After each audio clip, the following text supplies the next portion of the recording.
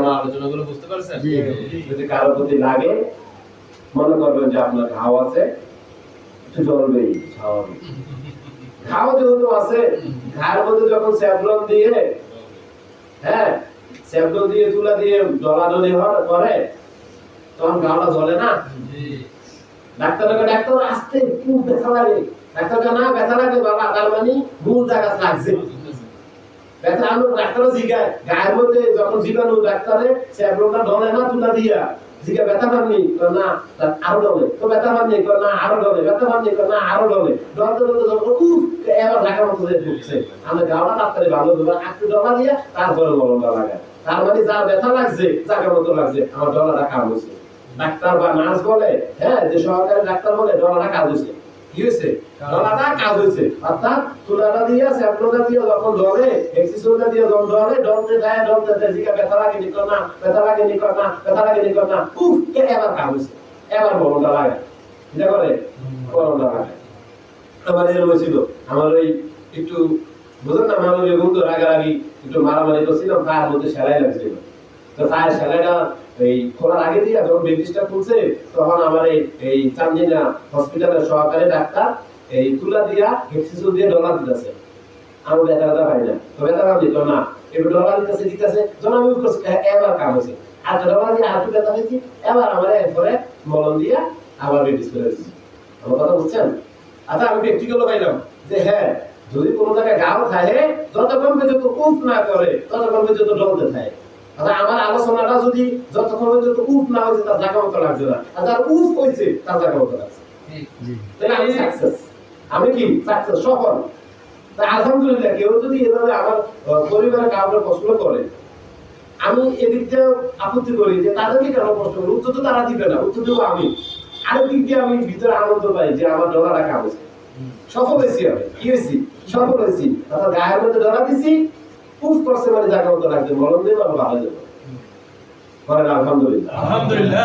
এই বংশ পরম্পরা পাপ যদি আমাদের ফ্যামিলিতে কেউ করে, আমাদের পরিবারে কেউ করে, আমরা তাকে রক্ষা করবো প্রথমেই নেশাভাব থেকে, সেই জন্য নেশা না করে। সে যদি জোয়ানি হয়, তার বয়স 18-20, তখন বলবো না, তুমি এখন যদি জোয়ানি অবস্থায় নেশা করো, তোমার বংশ পরম্পরা কিছু পাপ আছে, তোমার কাছে ব্যক্ত করবো না, এগুলি তুমি নেশার কারণে দেমাগ হারিয়ে ফেলবে, পরে তুমি করবে। তাই এই জন্য তোমাকে বলি, তুমি এখন এই নেশা থেকে বিরত থাকো। কি থেকে বিরত থাকো? নেশা থেকে বিরত থাকো। নেশা এমন খারাপ জিনিস, নেশার কারণে মানুষ খুন করে। কি করে? খুন খারাপই করে, মানুষের দেমাগ কাজ করে না, বিবেক বুদ্ধি কাজ করে না। এই জন্য প্রথমেই নেশা থেকে মানুষকে রক্ষা করতে হবে, আমার পরিবারদেরকে রক্ষা করতে হবে, বংশ পরম্পরা পাপ থেকে রক্ষা করতে হবে। আমি গীবত গাইবো না, এসে আমার বাচ্চাদেরকে, সন্তানদেরকে আদর স্নেহ করবো, তাদের সাথে কথা বলবো, তাদের কাছে সেই ইচ্ছাগুলি আমি ঢেলে দিচ্ছি, ইচ্ছাগুলি ঢেলে দিচ্ছি। আমি মানুষের সাথে হিংসা করার কারণে, প্রতিহিংসা করার কারণে অন্যের গীবত গাইলাম, অন্যের সম্পদ দুঃখ করলাম, বা পর স্ত্রী কাতর হইলাম, বা পর পুরুষ কাতর হইলাম, এগুলি এনে কিন্তু আমি আমার সন্তানদেরকে ঢেলে দিচ্ছি। তখন তারা এগুলো নিয়ে তারাও করবে। ওই বংশ পরম্পরা আছে, করোনা ভাইরাসের মতো করে একজনের থেকে একজনের কাছে যাবে। আপনার কথা বলছেন না? তো এই জন্য এগুলো করা যাবে না। আপনি খেয়াল রাখতে হবে, দেমাগ সুস্থ রেখে অন্যের প্রতি খেয়াল রাখতে হবে, যারা আপনার অধীনস্থ আছে তারা কোন দিকে যাচ্ছে, কি করছে, খেয়াল করতে হবে। অবশ্যই এমন তাদেরকে মায়া মহব্বতে জড়ানো যাবে না যে মায়া মহব্বতে আপনি আল্লাহর পথ ছেড়ে দিচ্ছেন, আল্লাহর পথে আপনার সন্তানদেরকে নিচ্ছেন না। আমরা কথা বুঝতে পারতেছেন? আমার কথাগুলো যদি মনে করতেছেন যে না এগুলো নাথিং, এগুলো ম্যাটার না, কিন্তু না, এগুলো অবশ্যই ম্যাটার। আপনি হাসরের ময়দানে জবাব দিতে হবে যে তোমাকে আমি সন্তান দিয়েছিলাম, তোমাকে আমি হায়াত দিয়েছি, তোমার সন্তানের ঘরে সন্তান, তারাও তোমার সন্তানের মতো। এই জন্য বলে এই গ্র্যান্ডফাদার, দাদাকে বলা হয় কি গ্র্যান্ডফাদার, দাদা পিতৃতুল্য, অর্থাৎ বড় বাবা। দাদা কিন্তু বড় বাবা, গ্র্যান্ডফাদার বলা হয়। তো নাতি দাদার সন্তানের মতো, নবীজি দাদা নবীজিকে সন্তানের মতো লালন পালন করেছেন। এই জন্য নাতিও কিন্তু সন্তানের মতো। নাতির হিসাব যদি আমি জীবিত থাকি, নাতির কোনো অন্যায় যদি আমি দেখি, ডাক না দেই, আমাকে জবাবদিহি করতে হবে আল্লাহর কাছে। আমার সন্তানের যদি কোনো অন্যায় দেখি, আমি যদি ডাক না দিই, আল্লাহর কাছে জবাবদিহি করতে হবে আমাকে, যে তোমাকে আমি বিবেক বুদ্ধি দিয়েছিলাম, তুমি নিজে অন্যায় করেছো, তোমার সন্তানদেরকে অন্যায় করতে প্রশ্রয় দিয়েছো, তখন জবাব দেওয়া খুব কষ্টকর হয়ে যাবে। আমার আপনার জন্য জবাব দেওয়াটা সহজ হবে না। এই জন্য সামান্য সময়টা দুনিয়াতে এসেছি, সামান্য সময়টা পাপ থেকে নিজেকে বাঁচাই, হাসরের ময়দানে সুখ আসে, আখেরাতে সুখ আসে। আর এই সামান্য সময়টা পাপ করতে থাকবো, হাসরে আখেরাতে কষ্ট আর কষ্ট। একটা মানুষ যারা প্রবাসী বিদেশ করে সারা জীবন করে, সারা জীবন করে কত করে 20-15 বছর, 10 বছর 15 বছর, সারা জীবন তো করে না। এই 10 বছর 15 বছর 20 বছরের চালে যদি ভুল হয়ে যায়, এসে কি করে আবার আগের মতো করে কামলা দেয় না? আর মনে ভিতরে আক্ষেপ খায়, কত দিয়ে কামাই করছি আমি, টাকাগুলো আমার নাই, এখন আমি মাছের কাম করি। এই আক্ষেপ খায় না? এই আক্ষেপটা তার নিজের দোষ। তো ধরো হাসরের ময়দানে আমরা আক্ষেপ করবো, আল্লাহ সূরা সিজদার মধ্যে, আল্লাহ তুমি আমাদেরকে আবার পাঠাও, আমরা আবার ভালো কাজ করে আসবো। আল্লাহ কেন না সমস্যা, না সমস্যা আক্ষেপ, আমরাও যদি তাদের মতো জান্নাতীদের মতো ভালো কাজ করতাম, আক্ষেপ থাকবে। আমার এই আক্ষেপ বুঝবেন না।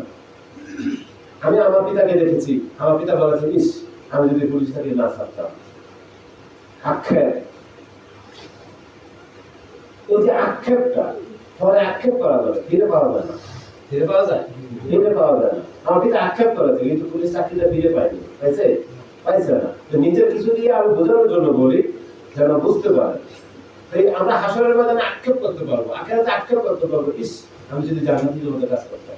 তো ওই সময় আক্ষেপ না করে, এখন প্রবাসী জীবনে আমরা সবাই মুসাফির, এখন আমরা সবাই প্রবাসী। প্রবাসী জীবনে এমন ভাবে সম্পদ অর্জন করে আল্লাহর কাছে পাঠাইতে থাকি, আর কি এখানে সুখ করি, এটা ভালো না নাকি? তাহলে আমি বলবো আজকের বিষয় ছিল বংশ পরম্পরা পাপ দমন কিভাবে করা যায়। আমরা অবশ্যই চেষ্টা করব অতীতে যত পাপ হয়েছে তা দমন করার জন্য, এবং ভবিষ্যতে না হয়। বর্তমানে শেষ করব, ভবিষ্যতে যেন না হয় ওইভাবে কাজ করব। তো বর্তমানে শেষ করব কিভাবে বললাম না, তখন বিষয়গুলো বললাম না, ভবিষ্যতে না হয়, ভবিষ্যতের জন্য বলেছি বিষয়, তারপর আবার বলছি। বর্তমান পাপ থেকে সবাইকে বলবো থেমে যাও, তওবা করো, তখন আমি থেমে যাওয়া। ভবিষ্যতের জন্য হারাম কোনো সম্পদ রাখবো না। সবাইকে শিক্ষা দেবো হারাম সম্পদ হচ্ছে মানুষের পাপের চাবিকাঠি। হারাম খায়, ভিতরে হারাম ইচ্ছে থাকবে। যতক্ষণ পর্যন্ত মানুষের অন্তরের মধ্যে পাপ শক্তি থাকে, আল্লাহ তাকে মাফ করে না। পাপের শক্তি অন্তর থেকে ফিরে দেওয়ার জন্য রোজা রাখতে হবে, বেশি বেশি করে সালাতে গিয়ে আল্লাহর কাছে কান্নাকাটি করতে হবে, রোজারি করতে হবে। হায় হায়, সালাত তো মানুষ প্রস্তুতির কাছ থেকে বিরত রাখে।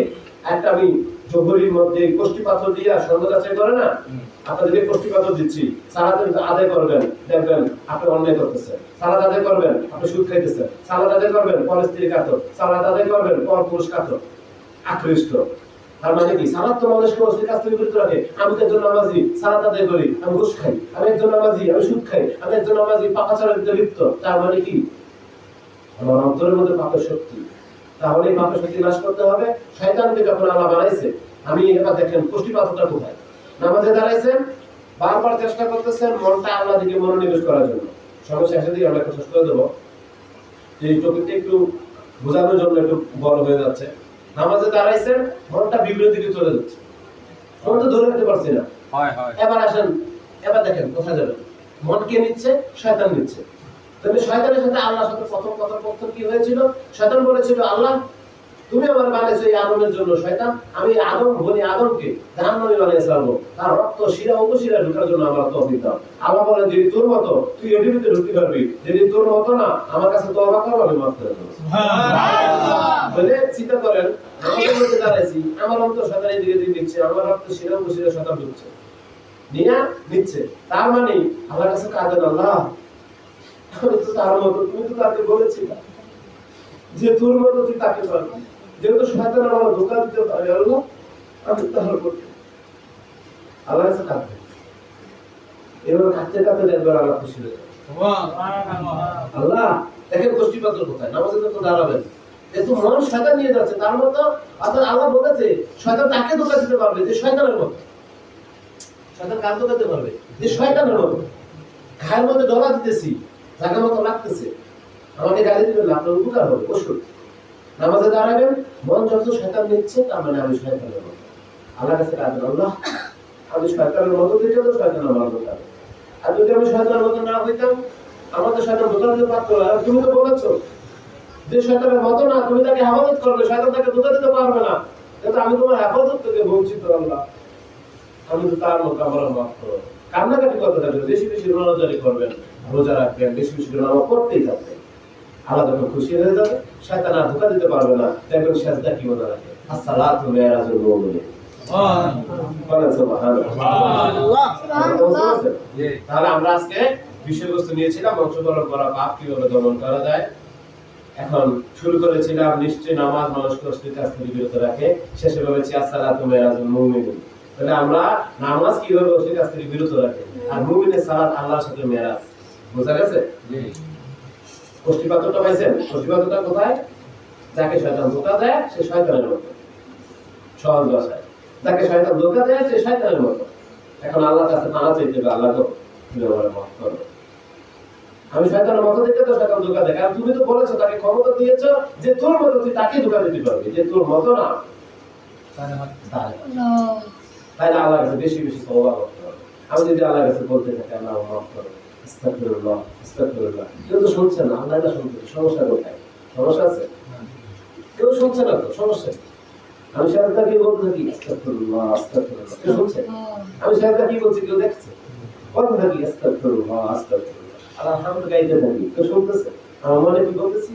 মাহমুদের সাথে আমার একা কত খুব সমস্যা কোথায়? আল্লাহর কাছে বলতেই থাকি, রোজাদারি করতেই থাকি, দেখবেন একদিন আল্লাহ মাফ করে দিবেন। আল্লাহ বলেছেন আল্লাহর রহমত যদি তোমরা নিরাশ হয়ে, আল্লাহ নিজে বলেছেন। আপনি তাদেরকে বলেন তার জন্য আমি আল্লাহর রহমত যদি নিরাশ না হই। আমরা আল্লাহর রহমত যদি নিরাশ হইব না, কি হইব? নিরাশ হইব। আমরা কাঁদতেই থাকি আল্লাহর কাছে, কাঁদতেই থাকি, আল্লাহ কি মাফ করে দিবেন।